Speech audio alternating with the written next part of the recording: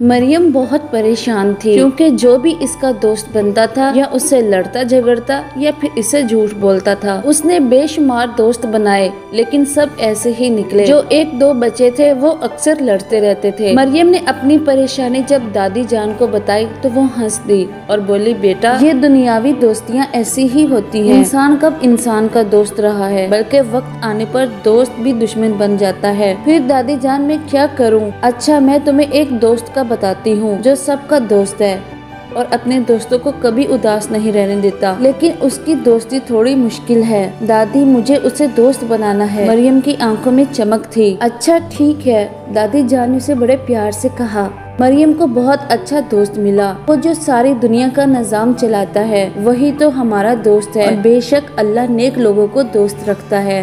मरियम को जो भी परेशानी होती वो अल्लाह से शेयर करती, बजाय इसके कि रोती रहे और खुश रहने लगी। उसका दोस्त सबसे अच्छा दोस्त था। वो अपने दोस्त की बताई बातें भी मानती जो दादी ने बताई थी कि झूठ ना बोलना, चोरी ना करना, गाली ना देना और किसी का बुरा ना चाहना। और ऐसी कई बुरी आदतों से मरियम दूर थी। भला वो अपने दोस्त को कैसे नाराज कर सकती थी।